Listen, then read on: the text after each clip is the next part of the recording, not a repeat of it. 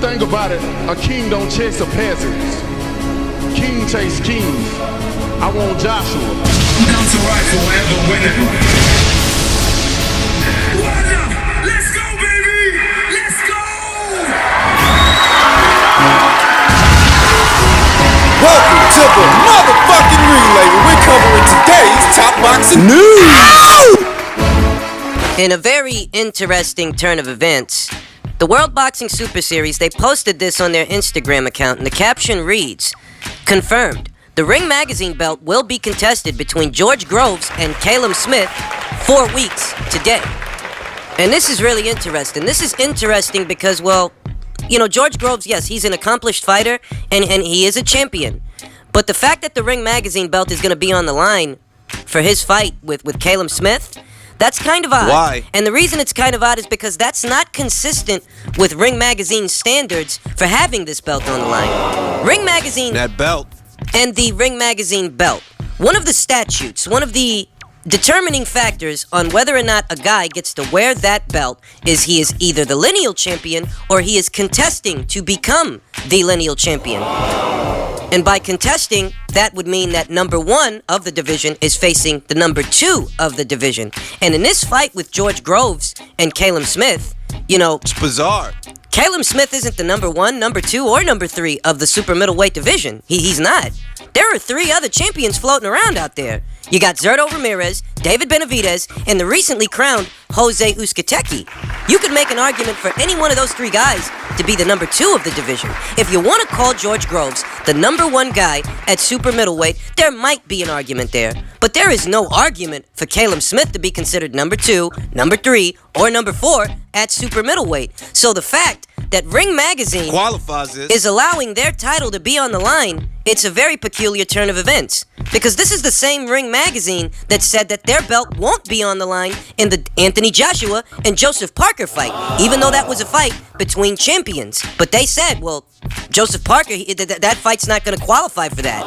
Earlier this year, in February, Boxing Scene reported, Fury stripped of ring belt, Joshua Parker rejected to fight for it. And a portion of the article reads, Ring also rejected the possibility of the vacant title being at stake in an upcoming heavyweight unification between Anthony Joshua and Joseph Parker. There have been occasions when a vacant ring championship has been contested between number 1 and number 3 rated contenders, the magazine stated. However, after careful consideration, we do not feel Joshua versus Parker qualifies at this time. The ring ratings panel unanimously believe that Deontay Wilder is the second best heavyweight in the world on merit. And Ring Magazine was basically letting it be known back in February that they weren't going to qualify that fight between Joshua and Parker because it didn't involve the number 2 guy in the division.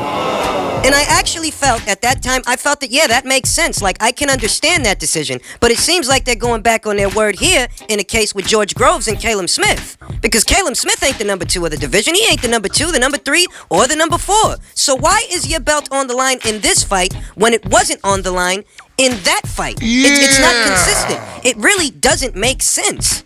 And all this is going to do is garner further confusion when people see that the winner of this fight is sporting the ring belt, because they're going to think that the winner of that fight is the lineal champion at super middleweight. It being that the Ring Magazine belt tries to align itself with the lineal champion. It attempts to be a physical representation of who the lineal champion is. And the problem with that here is that George Groves isn't the lineal champion at super middleweight. Nope. You got 4 guys up there running around with belts. We don't know which one among them is really the best because they haven't even fought each other yet. But you're gonna qualify this fight with Caleb Smith as a fight where the Ring Magazine belt is on the Look, it doesn't make sense. And I think that, you know, the Ring Magazine belt is not an easy belt to get. You understand? This is not a belt that everybody gets to wear. You can hold upwards of 3 alphabet titles and still not have this one added to your collection. It's a hard belt to procure because it does require you to face the best consistently. It's one of the harder belts to get, and it's one of the hardest belts to keep. In that way, holding the belt, it does Represent something. come with some form of merit. But when you see Ring Magazine make a decision like this, it takes away from the integrity of the belt. It allows its credibility to take a hit because, well, you're making it easy for George Groves to get this belt. He's not facing the number 2, number 3. He's not facing a guy in the top 5 for the belt. So right now, I'm left wondering, why did Ring Magazine qualify this but reject the Joshua versus Parker fight for this same title? Why did they accept one and reject the other when the Joshua versus Parker fight, that was a fight between champions. That was a fight between 2 undefeated champions, 2 top 5 guys. Whereas this fight with George Groves and Caleb Smith isn't a top 5 guy. I mean, I'm sorry, but he's not. The top 4 guys in an ideal situation would be George Groves, Zurdo Ramirez, David Benavidez, Jose Uzcategui, and arguably James DeGale. If we're going to talk about the top 5 at super middleweight, that in an ideal world would be the top 5. Caleb Smith, what has he done and who has he beaten that he should be? I just, like I said, I don't get it. I don't understand it. That you could reject Joshua versus Parker for the Ring Magazine belt, but you accept George Groves versus Caleb Smith? That makes absolutely no sense. Which leaves me wondering, what's really going on here? What gave Ring Magazine the inclination to allow their title to be contested in this fight and not the other? Bear in mind, okay? I'm not over here playing a violin for Anthony Joshua and Joseph. I'm not playing a violin for that fight. I'm saying I understood why the Ring Magazine belt wasn't on the line in that fight. I actually agreed. I feel that the Ring Magazine belt at heavyweight should only go to the winner of Joshua versus Wilder. I actually agree with that. So don't think I'm just over here caping for Anthony Joshua. I'm saying that made sense. But this doesn't. This doesn't make sense.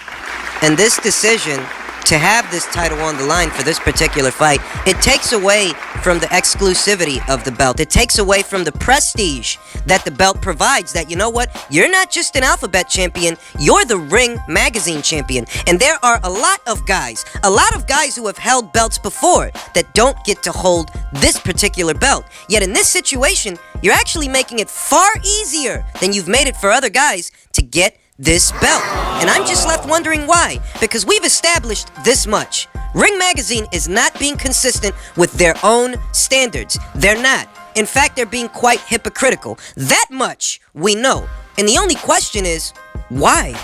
And in other news, everybody's favorite promoter from the UK had this to say. Eddie Hearn. Fury looked poor in last fight. Won't fight Wilder in 2018. And in the article, Eddie Hearn is saying many of the things that the skeptics are saying. He's saying many of the things that the people on the ground are saying, that perhaps in a few fights, Tyson Fury will be prepared and he'll stand a better chance. But right now, against Wilder or against Joshua, he would stand no chance. And he doesn't feel that these guys are going to fight this year. Me neither. Now, I've been holding off discussing this fight because I wanted to allow time between the Pianeta fight and this quote-unquote deadline that Frank Warren put out there. I wanted time to pass before I touch on this subject again.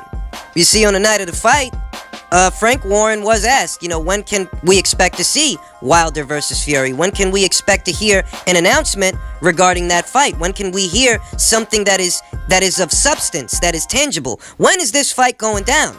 And Frank Warren said, you'll hear about that, we'll announce a date and a venue next week. He said this on the 18th. It's been 2 weeks, okay? It's been 2 weeks where Frank Warren said, we'll make an announcement next week. They never made an announcement next week. They didn't release a date or a venue for the fight. That was over a week ago. It's been 2 weeks. Today. What's your hold up?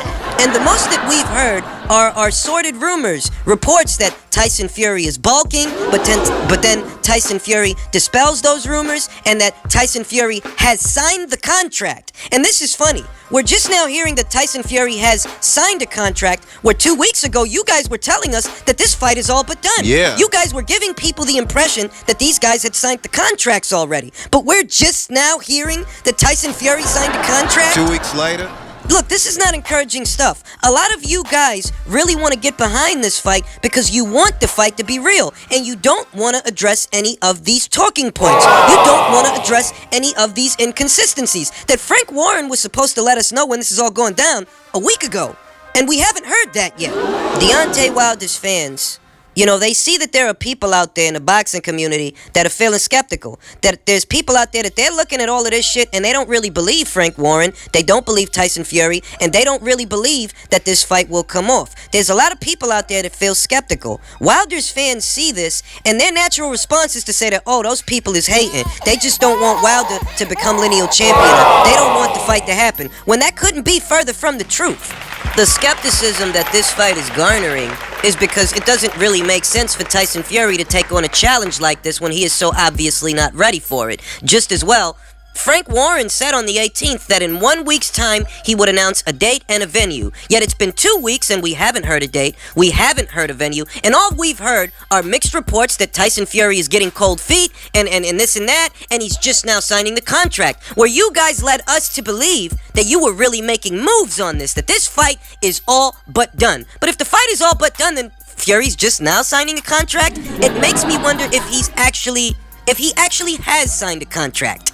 When this meeting of the minds was first announced, they wanted to give people the impression that negotiations are going smoothly, that the fight itself is not suffering any of the friction that we had just seen between Joshua and Wilder, that this fight was between two guys that really wanted to fight each other. Yet since that time, we've heard Tyson Fury say things like he would like another fight before the Wilder fight, that would be ideal, but yada yada yada. We've heard a lot of things, but what we haven't heard is a date and a venue. Yet Deontay Wilder cited a lack of a date and a lack of a venue as the reason that he didn't sign the Joshua contract. Well, you don't seem to have any of that shit sorted out here either. Yet supposedly, this thing is for real. Supposedly, the fight is all but done. Yet you don't have a date and a venue here. Have you guys announced that yet? Have you guys actually ironed out those details? What is the location? You didn't seem to want to let Eddie Hearn iron out those details, but you're willing to sit on your hands with Frank Warren. Am I understanding this? These guys cry and complain over the skepticism they see exhibited by guys like me, but the only reason I'm skeptical is because of the reports that are floating around. The reports that are floating around saying that even though this fight is supposedly going down this year in Las Vegas, Pick this shit. Tyson Fury isn't licensed to fight in the United States. These guys are supposed to be fighting in Vegas later on this year, yet Tyson Fury doesn't yet have a boxing license to fight in Las Vegas later this year. And they want me to ignore this stuff. They don't want me to take it into consideration, even though this is why I'm skeptical. This is the reason. Things like this make up the reasons why people like me are skeptical when we hear about this fight. That, look, it'd be nice if they did fight, and Deontay Wilder would become the lineal champion, and that would help his profile and all of that. Of course, if they actually fought, these things would come into play. But we don't know if these guys are going to fight because there's a lot of mixed reports floating around, and none of these mixed reports are very encouraging. They don't convince me that these guys are going to fight. Outside of talking to each other and putting on a show in social media and post-fight interviews, all that stuff, outside of putting on a show, we don't actually see that there are any real wheels in motion to make this fight a reality. So excuse the fuck out of me if I'm not convinced yet. But when I see a guy doesn't yet have a boxing license to fight in America, but supposedly he's gonna fight in America later this year, I don't find that very convincing. A lot of these sycophants readily write off anything that Eddie Hearn has had to say in reference to the fight because they're of the opinion that he's trying to sabotage the fight. Now, I don't really see how he could sabotage the fight. He has no hand in negotiations to affect any kind of change. All he can do is discuss the fight just like the rest of us. You know, that's the only power he's even got in that situation. Yet you have content uploaders on YouTube, boxing fans essentially, that want you to believe that Eddie Hearn is somehow trying to sabotage the fight and he doesn't want the fight to happen. But why would that be? Does this fight, somehow take away the money that's in his pocket? Is it going to take away, would it somehow affect the buy rate of a fight that's already made between Anthony Joshua and Alexander Povetkin? That fight's already made. And hypothetically speaking, if Deontay Wilder and Tyson Fury are to fight in the fall, well, Anthony Joshua and Eddie Hearn will have made their money already. September. So that fight really isn't even affecting their pockets. You run down an itemized list of reasons that Wilder's fans will give you, and none of these reasons, none of these talking points that they like to cite, not a single one of them makes any sense. But what we do know with an absolute certitude is on August 18th, Frank Warren said that he would announce a date and a venue in 1 week's time. And it's been 2 weeks now. Are you guys finally starting to get skeptical, or do you need more convincing? Ultimately, I can't tell you that they're not gonna fight. I can't tell you that. Only time will tell whether these guys do fight or don't fight. Only time can tell that story. But I'm skeptical. But what I can tell you is based on these reports, and based on everything that's going on, it doesn't look very convincing at all. And that's the most that I can say. If that upsets you, then you're just too fucking sensitive. It's that simple. But based on these reports, I'm not convinced that they're gonna fight. I'm gonna need to see it to believe it.